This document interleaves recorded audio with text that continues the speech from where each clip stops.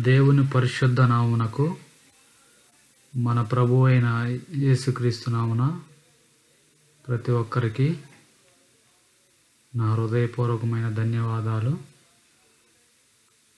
మనము కొన్ని లేఖన భాగాలు బైబిల్లో నుంచి చదువుకుందాం.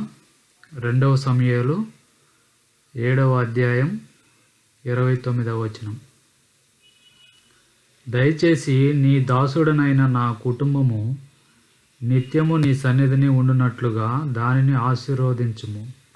యెహోవా నా ప్రభువా, నీవు సెలవిచ్చి ఉన్నావు, నీ ఆశీర్వాదం నుండి నా కుటుంబము నిత్యము ఆశీర్వదింపబడునుగాక.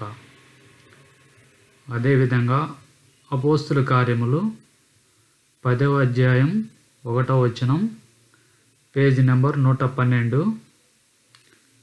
అతడు తన ఇంటి వారందరితో కూడా దేవుని యందు భయభక్తులు గలవాడై ఉండి ప్రజలకు బహుధర్మము చేయుచు ఎల్లప్పుడూ దేవునికి ప్రార్థన చేయువాడు. అదేవిధంగా యెహోషువ గ్రంథము 24వ అధ్యాయం 15వ వచనం, 197వ పేజీ. యెహోవాను సేవించుట మీ దృష్టికి కీడని తోచిన ఎడల మీరు ఎవని సేవించెదరో, నది అద్దరిని మీ పితరులు సేవించిన దేవతలను సేవించెదరో, అమోరీయుల దేశమున మీరు నివసించుచున్నారే వారి దేవతలను సేవించెదరో నేడు మీరు కోరుకొనుడి. మీరెవరిని కోరినను నేనును నా ఇంటి వారును యెహోవాను సేవించెదము. అదేవిధంగా అపోస్తుల కార్యములు 16వ అధ్యాయం 30వ వచనం, 119వ పేజీ. అయ్యలారా, రక్షణ పొందుటకు నేనేమి చేయవలనెను?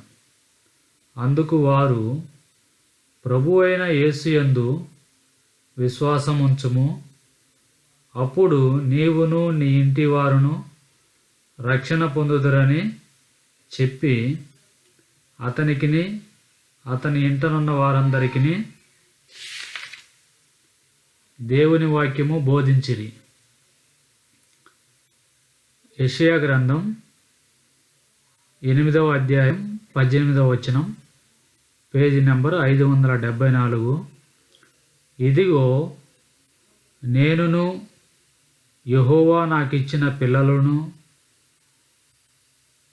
సీమోను కొండ మీద నివసించు సైన్యములకు అధిపతియగు యెహోవా వలని సూచనలుగాను మహత్కార్యములుగాను ఇశ్రాయేలీయుల మధ్య ఉన్నాము. కొలస్సీలకు రాసిన పత్రిక 1వ అధ్యాయం 28వ వచనం, పేజీ నెంబర్ 183. ప్రతి మనుష్యుని క్రీస్తునందు సంపూర్ణునిగా చేసి ఆయన ఎదుట నిలువబెట్టవలెనని సమస్త విధములైన జ్ఞానముతో మేము ప్రతి మనుష్యునికి బుద్ధి చెప్పుచు ప్రతి మనుష్యునికి బోధించుచు ఆయనను ప్రకటించుచున్నాము. దేవుని నామమున మీకందరికి నా వందనాలు. Praise the lord.